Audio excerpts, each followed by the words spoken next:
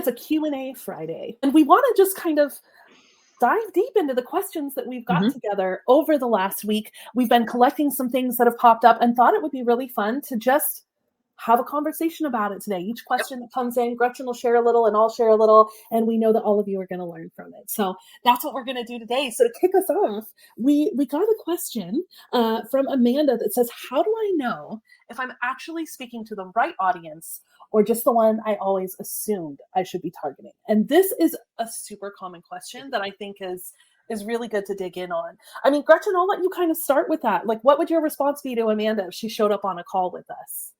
Oh, this is a really juicy one. So there's a lot of ways you can go with this. Well, first of all, I would ask Amanda, are you getting sales? Because if you're not getting sales, if sales is a struggle or if lead generation is a struggle, then you are probably not speaking to the right audience. So that would be my first suggestion. There are ways to test that with Facebook ads or just with generally doing we do what are called CDIs, customer development interviews, where we get our clients on phone calls or prospective clients even on phone calls and just say, hey, tell us about your business, tell us what your struggles are, et cetera. And we get information that way. So that's where I would start with that is, what do your sales look like? Yeah, that's a good point. What do your sales look like? But also, not just if you're getting sales, but are you getting sales from people you actually like? Is this a client that you're excited to be getting a sale from, or does this feel like drudgery? I know some of that also comes with the length of time that you're in business, knowing if you're speaking to the right audience. Starting out, you're not going to know. So you just have to dive in and be curious and take notes. That's really all you can do. I mean, when we got started way back in 2006 is when we started our business. That's a long freaking time ago, y'all. We used to work with anyone who had a pulse and a paycheck, is what we like to say. We worked with anyone, and we just started kind of supporting as many people as we could, learning from them, seeing what we like to do, and we tracked that. So we would make notes about, hey, we really liked working with this kind of business, or we loved this personality trait of this kind of client. And the longer that we did that, the more we started to kind of notice similarities between our ideal clients, the kind of mindset that they had, the kind of, category of work that they were in, what the niche was that they were in. And so, when it comes to like, just am I having to figure out if I'm guessing who this is or if I'm resonating with who this is? When you start just by tracking that, then you'll be able to really attract those clients that are the right fit. And I would also say, so how do I know if I'm actually speaking to the right audience or just the one I should be targeting? Go ahead, Gretchen. It looks like you have another thought on that. We have a great mini course called Brand Soul that helps answer that question. That Brand Soul exercise does actually give you that information of, is it an audience that you resonate with? Is the language that you're using speaking to that audience? Is it a culture fit? Are you hitting the right pain points? Are you thinking about the right transformation? All of that is covered in that course. And I think that might be a good step in the right direction for you, Amanda. Yeah. And I also think that part of this is if you've been in business a long time, and you already know who your ideal client is, but the half of this question that's most relevant to you is, or is this just the person I should be targeting? If you have made an internal pivot, if you are looking to scale higher and work with higher tier clients or to solve different kinds of problems, then it might not actually mean that you have to find a whole new audience. It really just might mean that you need to go another layer deeper with the audience that you're already serving. So we like to call this kind of the top 3%. If you think about those people that will follow you like a shadow. If you think of Peter Pan, right? His shadow went with him everywhere. If he stopped, the shadow would run right into him. If you think of those kinds of clients, the ones that you've built in your loyal following, those are the ones that you want to figure out how to have that deeper conversation with. And that will allow you to bring out some new offerings. That will allow you to, choose higher tier products to work on with them. So it doesn't always mean that it's not the right audience. It just means that you might need to freshen up the language you're using so that you can actually go a level deeper with them and with what they want. We had another really good question come through this last week. So for this person, they've got a general idea of who the customer is, but what they're trying to figure out is, how do I know what motivates them emotionally?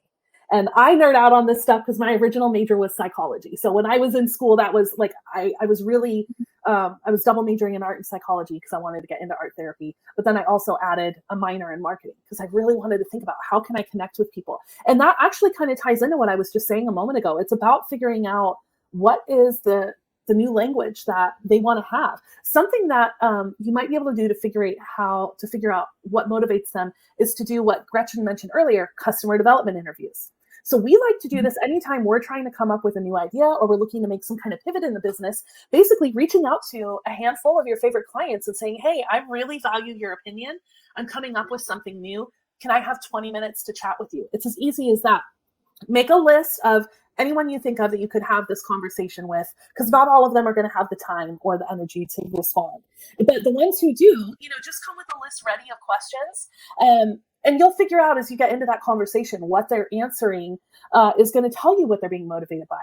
And this is something that you really should consider doing anytime there's a big political shift, economical shift, shift in your brand, right? Because whatever's happening in the world around us is going to massively impact how we're thinking and the emotions that we're having. So we know every 4 years when there's a new person in office that impacts our audience, regardless of who they voted for. Mindset shift because of what's going on. So that means we need to have conversations about it. Or if we are wanting to offer something new, I want to know, how would that make them feel if we did that? What would they be interested in? So that's a really good kind of low barrier to entry way to get feedback on what people are feeling emotionally. Gretchen, how, for somebody who's more left-brained, because I'm clearly the right brain in this group, for someone who's more left-brained, how would you go about kind of figuring out someone's emotions and how customers are really feeling? Yeah, well, first of all, you let the cat out of the bag there, because you said that we were contacting our favorite clients. And since we are currently working on a shift in our own business, anybody who's had a call or an email from us, current clients in the last couple of weeks, now you know you're our favorites. And if you haven't got one and you want to become our favorites, I really love coffee and Gretchen really loves tea. So shoot us a gift card. You're gonna get up that list pretty fast there. Exactly. Yeah. So to answer the question on how to figure out what motivates them emotionally from a left brain perspective, well, of course, I just go to ChatGPT. No, I'm just kidding.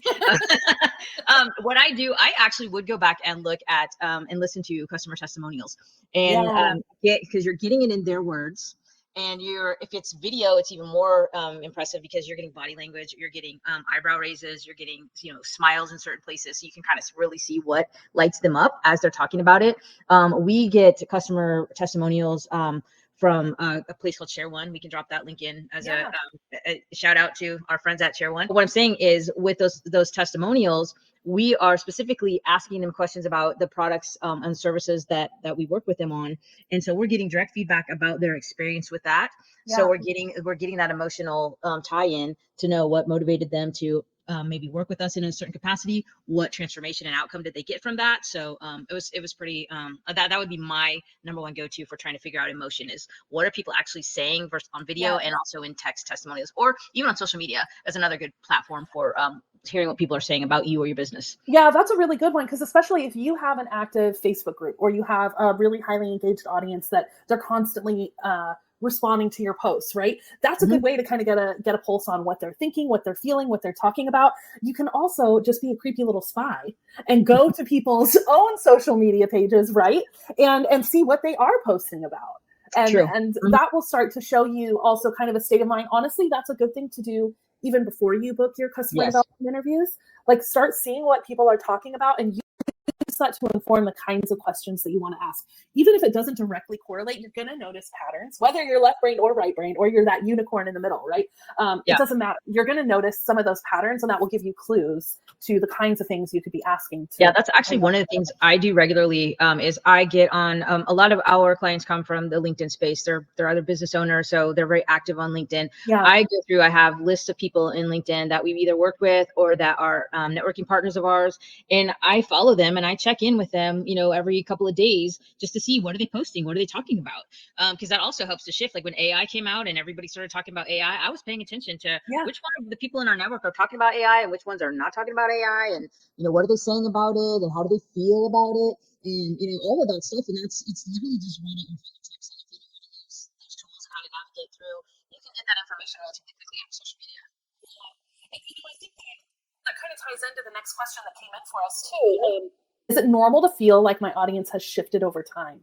And how do I know when it's time to update my avatar? First of all, it's completely normal for your audience to shift over time. And if you think about just kind of your own growth as a business leader, as a human, as a husband or a wife, whatever you are, right? Like your mindset changes, the experiences that you've been through change your mind.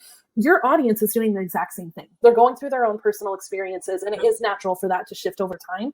And you'll know it's time to shift your avatar when you're not making sales, you're having a really difficult time communicating with your audience, you're feeling frustrated consistently without outside forces happening, right? Like you recognize that the frustration is coming from, I know I'm not reaching them.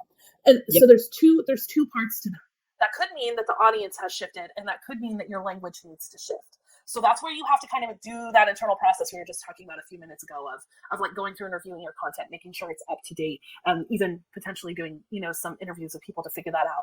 But I think the bigger thing is when you mentally have outgrown, what you've been teaching and training on, then that's where you tap into that top 3% and you start to try and attract more of that audience. And so you can do that by actually updating the language on your site. Start offering some free workshops or trainings where people can hear what you're interested in now. Things like that, I think, go a really long way toward helping you figure out, okay, does the whole audience need to shift, or is it just my messaging? Because more often than not, it is the messaging. But that, I think, will give you some real clues. What are your thoughts around that, Gretchen? I think it's definitely normal for the audience to shift over time. I think you said it earlier. It's not necessarily that you're shifting away from your current audience. Your growth and development matures, and that means your audience also matures with you. When you think about first starting out in business, like when we did, a lot of our clients in the very beginning were businesses that were also kind of in the beginning stages as well. Right. And so, we were working with people who were kind of at the same level that we were in terms of revenue and where they were at in their business, number of years in business, and so on. And a lot of them were just, in that getting started stage, just like we were. And then over time that started to shift, and we were working, our business grew, we had matured, we were making a lot more money, and we had more team involved, and we were growing. And so when we reached that point, the audience that we serve, we could now serve people in that capacity because we've been there, we've experienced it, we had knowledge behind that. And so our audience shifted, but that doesn't mean we still couldn't reach and still couldn't work with the people that we started with in the very beginning. A lot of them, they traversed along the same track as we did. They grew, and so that we were still working with them. But people who are at that getting started stage, doesn't mean we can't work with them. We just work with them in a different capacity. Yeah, and that's what I was going to say. This will be a little controversial, but you don't have just one ideal client. You should come into it recognizing that you have ideal clients are so useful, especially from a marketing standpoint. That's actually really how ideal clients were developed. When that whole concept first came out was back in the 50s, and it was with agencies that were trying to figure out, where does my ad money go? So we want to identify who that closest best client is that we're pushing more money and like to get in front of them, right? But it doesn't mean that our avatars aren't still people we can serve. So we have different tiers of clients also. So it may not mean that this tier of client over here isn't still relevant. They absolutely are. We enjoy serving that tier of client. We want to put products and things out there that are going to support them and help them to grow their brand and business. So that's a question you have to ask yourself. It doesn't mean that you have to get rid of them completely, but then also you might start recognizing, because of some new passions or interests or shifts of the economy, whatever it may be, that you're looking to add additional avatars. And so it's not always an instance where you can only have one. It is really, that is dependent on your level of business and your ability to communicate clearly to different kinds of clients. So I think that's a piece that you can really use to identify that. Yeah. And you know what? This question also kind of follows up with that. This question that came in is, I feel like my messaging is too generic. How do I make it more specific without alienating people? Sometimes you have to alienate people. Yeah.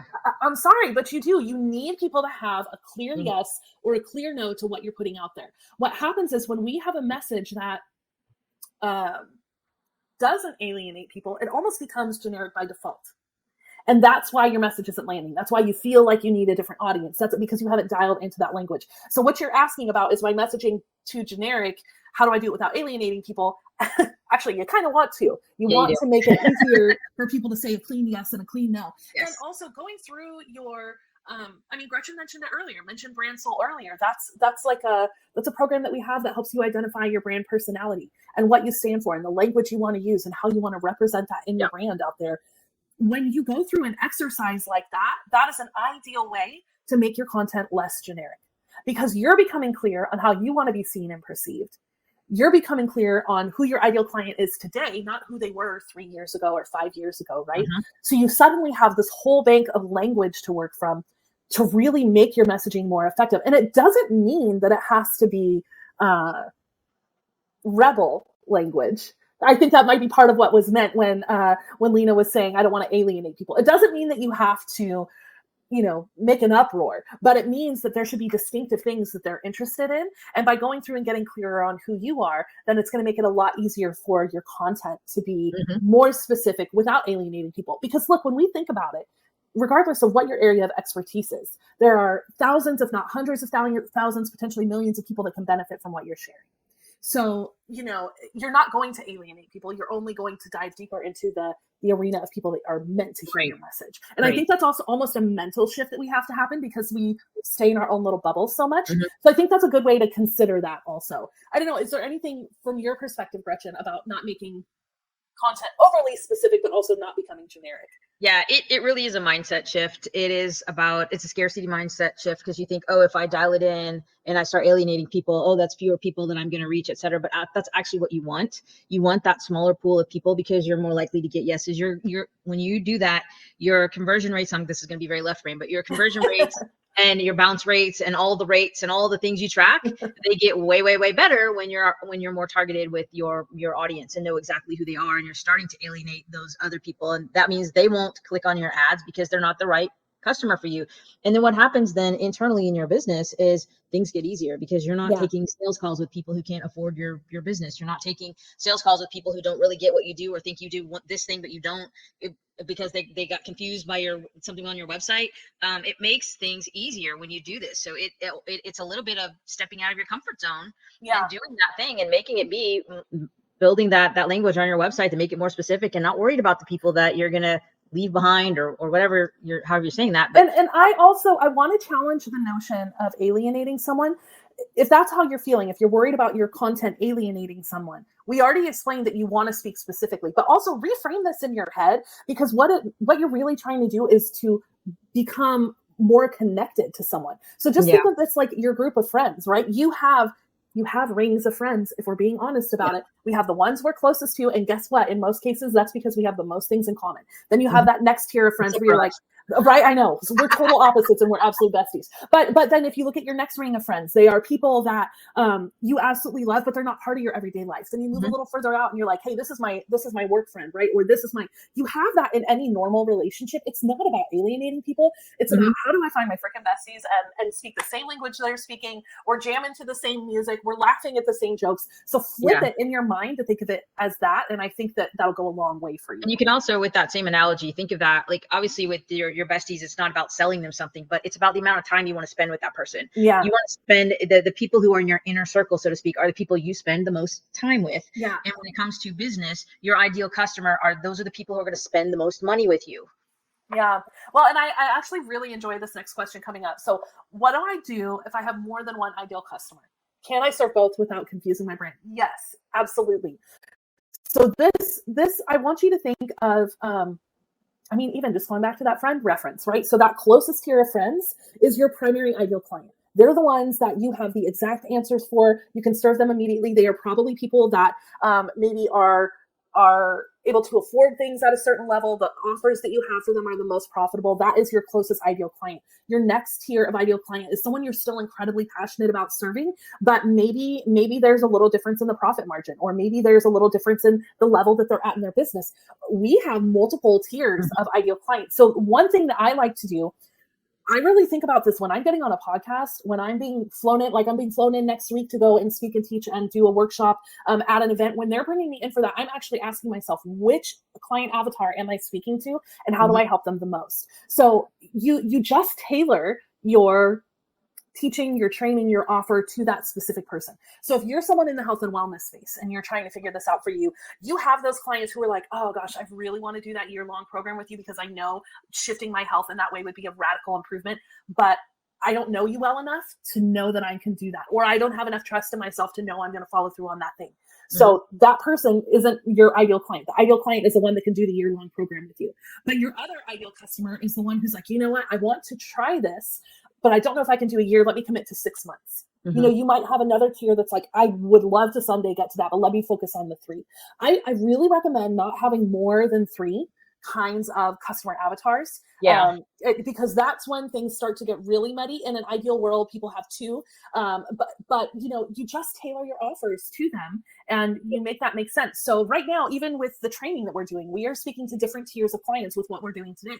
So we're referencing examples for our tier of clients who already have a platform. They've already got a large audience. We're using examples that are going to serve them. We're speaking in a way for people who maybe haven't had their business quite as long or aren't at that level. And we're using examples for both kinds of our ideal clients. So that's how you do it. It's just about having the conversation that's going to serve them the best. I think we like to overcomplicate things, humans in general, and we want to think that we have this special snowflake situation. We really don't. We just need to be a human. We just need to talk to that audience in the way that they want to be heard. We need to serve them in the way they need to be served. And so there's really kind of straightforward ways to make that happen when you think about who you're talking to and just make sure that what you're sharing is relevant at that time. Yeah.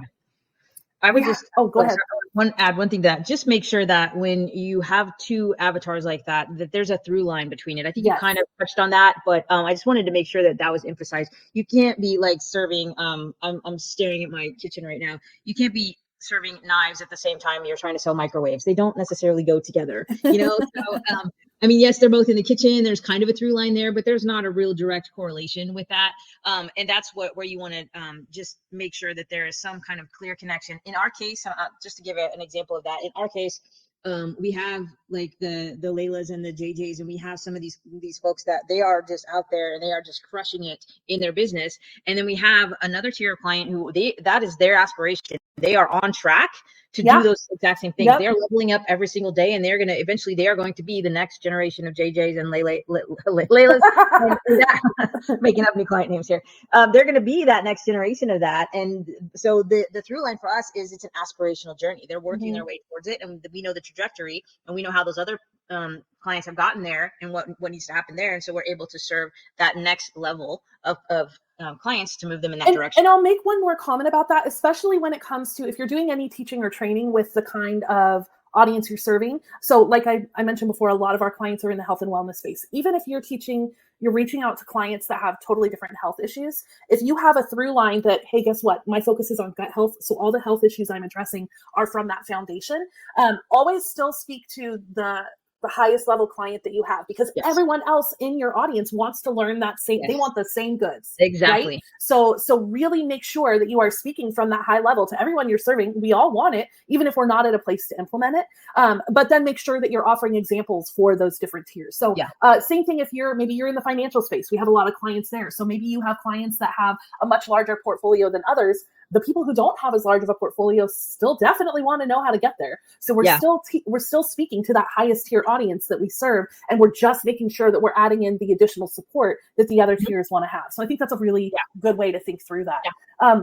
The next question that came through for us last week was, how do I uncover pain points that people aren't saying out loud? This is juicy. And I feel like I'm missing something. Trish, you're not alone. Okay. Gretchen, I want to hear from the left brain first. How do you find this out? Well, I'm the super sneaky spy type. I'm going to go over to social media and I'm going to see what are they complaining about? What are they posting that's, negative or that has any kind of pain attached to it? I'm looking there to be real honest on that. You're not going to find that on LinkedIn. LinkedIn is mostly people posting positive stuff. They're usually trying to network and sell. There's very little negative on there unless they're just really trying to start something, and there's people on there that do that. Well, that could be part of their brand, right? Right, exactly. But for the most part, when you're looking for that on a social media platform, I go to places like Instagram and Facebook and really look and see what those types of people are looking for. And I wouldn't have, if you have specific customers that you are connected to on social media and you can go and identify it that way, great. Otherwise, look for groups or do searches within Facebook or these platforms where you can search for a specific type of user or whether they have a specific type of title in their And I think joining other industry groups is a really good way to do this. So let's say you have an audience that maybe isn't a really large audience, so you don't necessarily have a big group of people to tap into their emotions all at once. Find another group that is serving the same audience and go in and observe what people are talking about. offer appropriate value where you can. Never go into a group and pitch. Okay, that's not what we're talking about here. Don't you dare do that.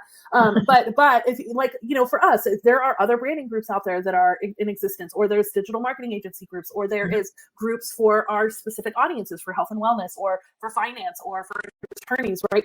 Go in and see the things that they're struggling with at that time. So if it's for somebody's health, I mean, there are so many health groups where you can go in and see what clients are thinking about. If you're struggling with understanding the pain points, that's a really good way to do that. Another good one, and we've said this a bunch of times on the call today already, but would be customer development interviews for sure. And it's about the way you ask. So I'm not going to say to my client, what just really sucks for you right now? Nobody wants that question, right? But the question is, what are the roadblocks you're running? You might not want the answers to that. Yeah, right. That's going to send your call in a whole other direction. Don't waste your time doing that. But what are the roadblocks that you're facing right now? Or where do you feel that you need more support? Or how could this service help you feel even more excited about stepping into it? That's a really good way to uncover pain points. And also, you have to start with some of the things that to you feel a little too obvious. So especially if you're in a situation where you get to actually ask someone these questions, start with the obvious one. Like, hey, I hear a lot of people are really struggling with, the whole reason we're having this call today, attracting their ideal clients, right? I hear a lot of people are struggling with their ideal clients, and they just feel like their content is going on deaf ears. Is that something that you're experiencing right now? Like, throw one out there that is a really easy yes or no. And then start asking, well, tell me more about that. And shut up. Which is real hard for someone like me to do. Shut up. Just ask, tell me more about that. What does that mean to you? Yeah. That is an incredible way to start unearthing things that people might not be willing to say on their own. But that will help you, like, going multiple levels deep to really get to kind of the heart of what they're needing. And I'll give you a little AI tip. I mentioned this last week when I went through the session on how we use AI in our business. Yeah. One great tip to do is, if you're going to go and troll people on social media, and by troll, I just mean look at their stuff. I don't mean post. Follow people on social media. Follow people. That's what normal people say. I know. Well, I'm thinking troll like fishing troll, and then I realized that word is used differently in social media, so never mind. But anyway, if you're going to go and just like spy on people on social media, take some screenshots. And here's why. If you can get a good sample of screenshots, I'd say, if you can get 25 to 30, that's a really good start. The more you can get, the better. But then take all those screenshots and upload them to ChatGPT, and then just ask it to analyze it. Tell it to, I could generate a really good prompt out of this at some point, but we have prompts for this, but we don't usually do it to uncover pain points in this manner, but you could do it this way. When I said it last week, I was talking about uncovering their aspirations and things. Yeah. But in this case, if you're doing it with pain points, same process. You're just going and finding those screenshots where they're complaining about something, or they're just, expressing some frustration or whatever. Right. Grab those screenshots, grab those comments, and put those into ChatGPT. Let it analyze, and then ask it to go a level deeper, and then ask it to go a level deeper. And I'm spitballing. I'm not giving you an exact prompt, but you'll work it out. It's a conversation, and put it in there, and then see what comes back, because you might find out that there are things those we're saying, what are they not saying out loud? Right. And so you're not going to literally see it on the screen of them saying, I'm frustrated by rah, rah, rah. You're just going to be like, wow, they're not happy today. Let's take a screenshot of that. And what AI will do, AI is very good at kind of putting that through line together and connecting all those dots. And it will give you back suggestions and say, well, it sounds like X, Y, Z. It may be right. It may be wrong. Yeah. So use your human brain when you get those results back, but it will give you some good information to start with on this topic. Yeah, that's a really good kind of little cheat code there. And the last question that we got this week was, can I still niche down without boxing myself in? I don't want to limit future opportunities. Yes, 100% you can do this. Okay, you can niche down from several different ways. It can be based on industry. So, we work with a lot of people in the health and wellness space. So that's what we do. It could be by your services. Like I mentioned before, maybe your specialty is gut health. Maybe your specialty is, I'm an FDA attorney. Maybe your specialty is I work with finances for businesses that are exiting, right? That could be the niche right there. It could be dependent on the tool that you use. So your niche is only a certain kind of testing that you do. There's lots of different ways to do that.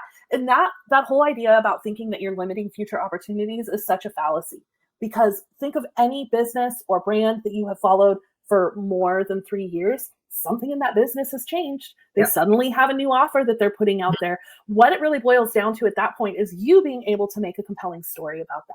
So a really, really good example would be our client, Layla Ali. She was this incredible world-renowned boxer for 10 years of her career. And then she wanted to shift into the health and wellness lifestyle space. That seems like, oh gosh, that would be kind of a hard thing to get into. Well, no, now it's about we're taking that whole champion mindset that she had as a boxer, and we're learning to shift that into a story that we can tell about the products that she's selling, about the services that she offers to her audience, right? She wasn't boxing herself in. Yeah, but ching, Gretchen.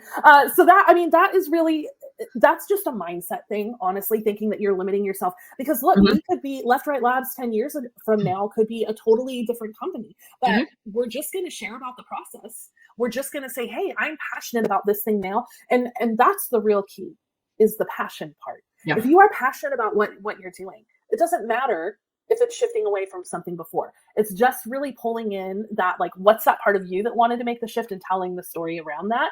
And that will keep you from feeling limited.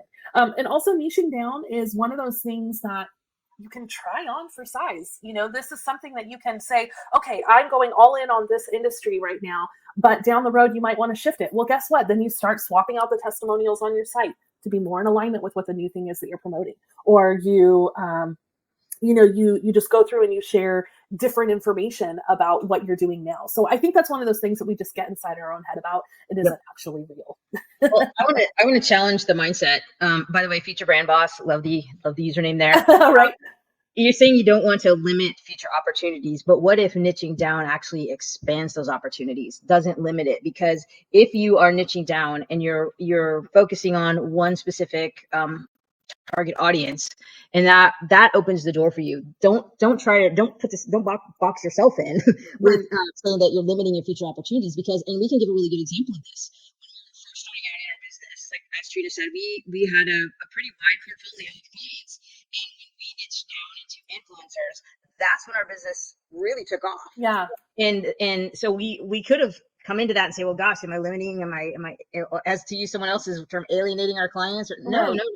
When we niched down, we actually expanded what we were doing. We were able to reach a lot more clients at the level that we wanted to work with, and it actually did become a lot easier for us because our messaging got more dialed in, and we knew exactly who our target audience was, and we didn't feel like at all that we were boxing ourselves in. Was there a little bit of nervousness around doing that and some anxiety? Absolutely, because anything with change, that's going to come, but it's again, it's a mindset shift. It's like, don't think of it as I'm limiting myself. It's a what if this is the opportunity.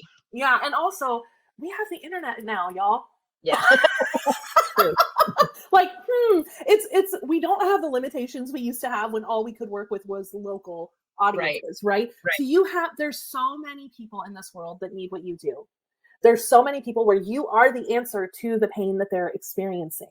And it's just about getting in front of them. It's about having conversations. It's about being human and listening at the right time and speaking at the right time, so that you can really help them out. So I would definitely say shift that mindset. And, it's all these things contribute to creating that stronger brand, listening more to our audience, finding ways to better understand the frustrations they're facing, and at the same time, also finding ways to say things in the words they need to hear.